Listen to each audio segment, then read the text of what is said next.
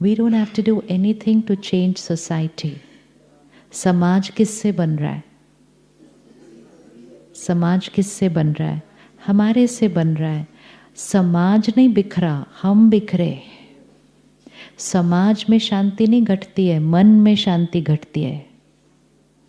फिर जब 4 लोगों के मन में शांति घटती है तो उस घर में शांति घटती है. राइट? और फिर जब लाखों मन में शांति घटती है तो उस शहर में शांति घटती है.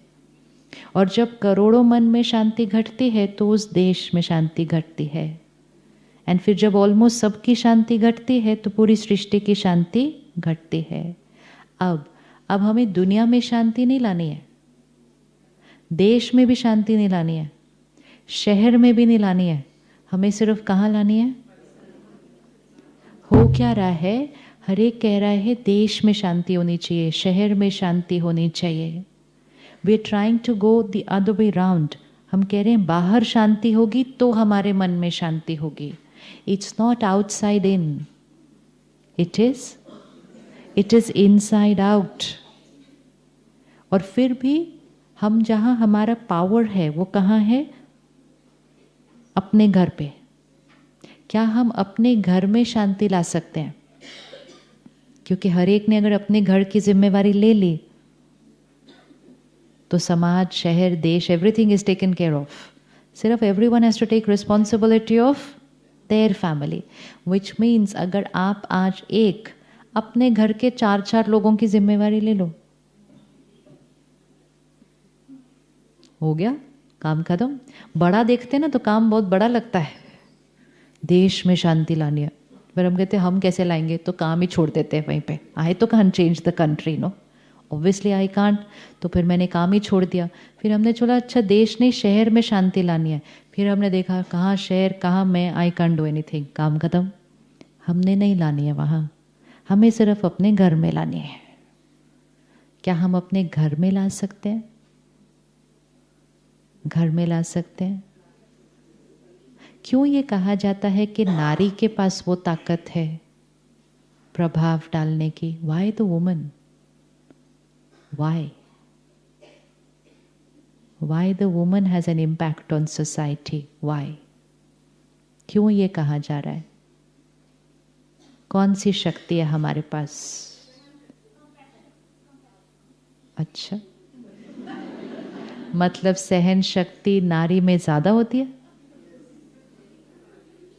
कौन ये सोचता है कि सहन शक्ति नारी में ज्यादा होती है?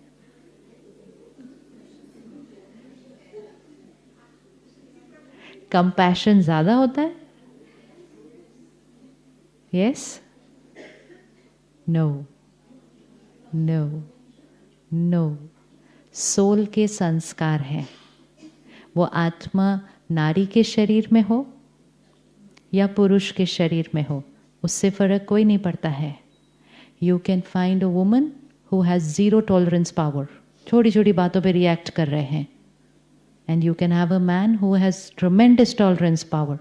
ये कभी भी जनरलाइज नहीं करना चाहिए इस तरह से.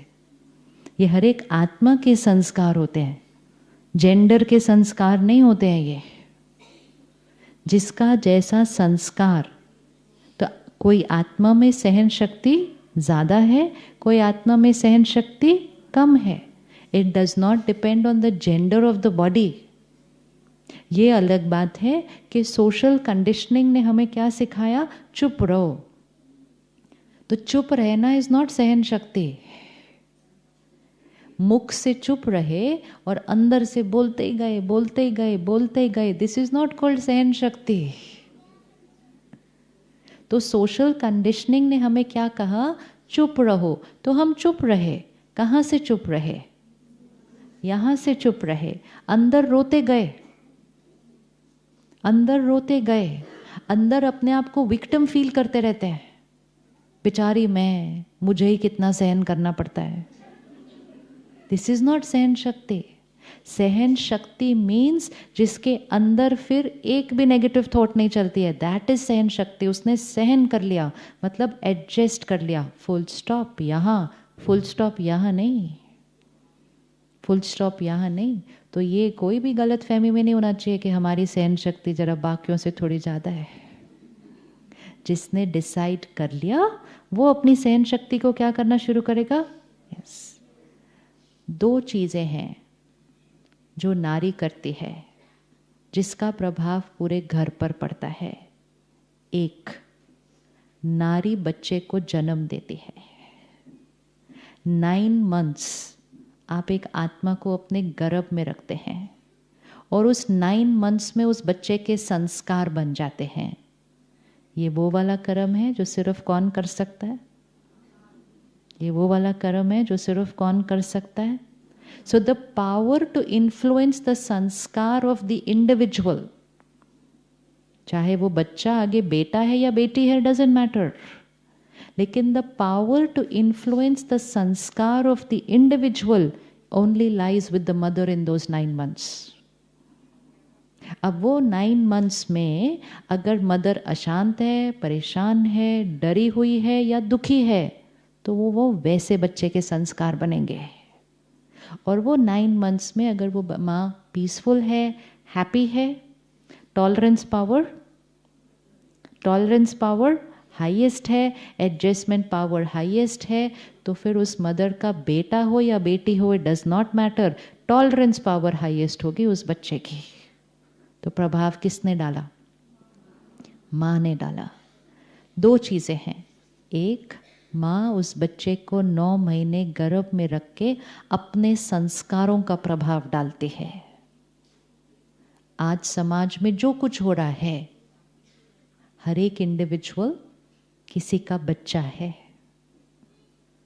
हर एक इंडिविजुअल, डजंट मैटर मैन और woman, is someone's child. It's someone's child. बहुत स्टडी हो रही है इस बात पे कि जो हम चीज़ 30, 40, 50 साल बाद भी करते हैं, या जो हमारी साइकोलॉजी बनती है, जो हमारी पर्सनालिटी बनती है, बहुत सारा कुछ उस 9 महीने में हो गया था।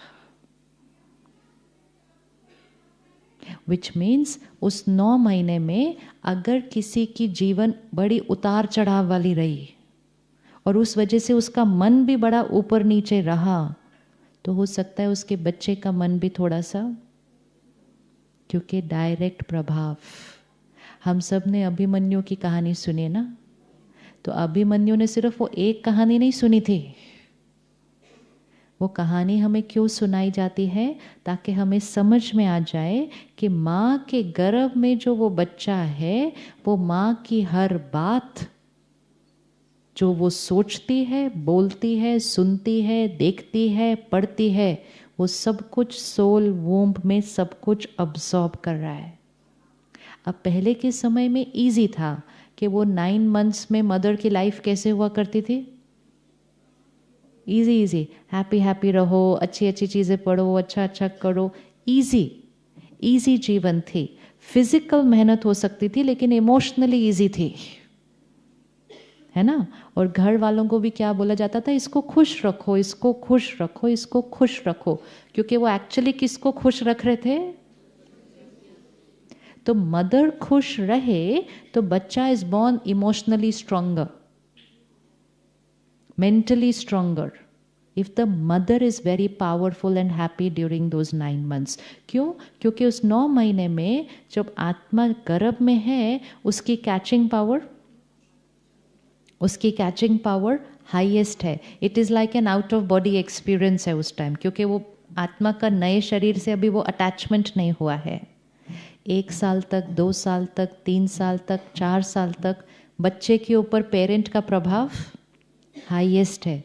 धीरे धीरे हमारा प्रभाव क्या होने लगता है, कम होने लगता है, लेकिन हाईएस्ट प्रभाव इज इन दोज 9 months।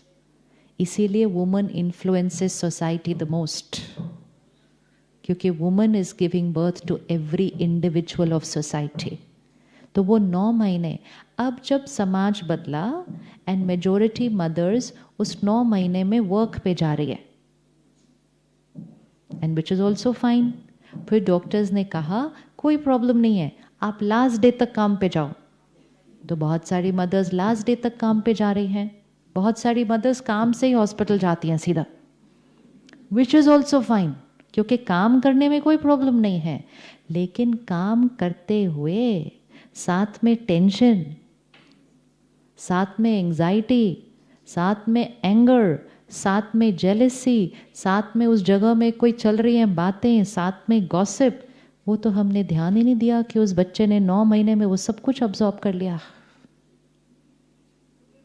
हम तो 9 महीने काम कर रहे थे, काम करते करते करते करते उस बच्चे ने क्या कुछ अब्सॉर्ब कर लिया। फिर वो एक फेज आया, अब एक फेज आया कि हमारे हाथ में फोन है, तो वो मदर 9 महीने क्या अब्सॉर्ब कर रही है। ये सब बहुत फनी लगता है ना, but that is affecting the next generation,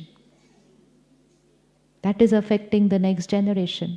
एक समय था जब वो मदर को कहा जाता था देवी देवताओं की फोटो लगाओ, सिर्फ वो ही देखो, और क्या बोलते थे, श्री कृष्ण की फोटो देखोगे तो बच्चा कैसा आएगा। अब क्या देख रहे हैं, अब क्या देख रहे हैं, देखते जा रहे हैं, सुनते जा रहे हैं, पढ़ते जा रहे हैं, देखते जा रहे हैं, सुनते जा रहे हैं, पढ़ते जा रहे हैं, तो जो देखेंगे बच्चा वैसा आएगा। तो फिर ये जिम्मेवारी किसकी है, mother. So you have to take this to every woman in society and not take it when they are during those 9 months, but take it right from the beginning. आज आपकी बेटियां हैं, कॉलेज में हैं, वो कैसा जीवन जी रही हैं, अभी से ध्यान रखना पड़ेगा। इमोशनल हेल्थ किसी मदर की आप उस 9 months में नहीं चेंज कर सकते आप सडनली। किसी का अगर गुस्से का संस्कार है, उसको आज पता चले कि वो प्रेग्नेंट है, वो थोड़ा गुस्सा छोड़ देगी एक दिन में, ऐसा नहीं होगा। तो हमें कब से ध्यान रखना पड़ेगा। तो हर एक सोल को ध्यान रखना है अपने संस्कारों का, लेकिन वुमन का इम्पैक्ट दूसरे पे ज्यादा पड़ रहा है। तो फिर जिम्मेवारी, जहां पावर मिलती है वहां रिस्पॉन्सिबिलिटी भी मिलती है। एक पावर है तो रिस्पॉन्सिबिलिटी भी है। तो फिर हमारा खाने का तरीका, पीने का तरीका, कपड़े पहनने का तरीका, सोचने का तरीका, बोलने का तरीका, जीवन जीने का तरीका सिर्फ हमारा नहीं है। It is now going to become the personality of a next individual, और वो नेक्स्ट इंडिविजुअल कल का समाज है, कल का समाज है। So as a girl we can not say oh it's my life, I can do anything, मैं कुछ भी खाऊं, कुछ भी पीऊं, क्या फर्क पड़ता है, ये तो मेरी जीवन है। फिर वो सिर्फ मेरी जीवन नहीं है, वो सिर्फ मेरी जीवन नहीं है। So we need to understand the power of a woman, but फिर साथ साथ the responsibility of a woman. अगर पावर है तो जिम्मेवारी भी है।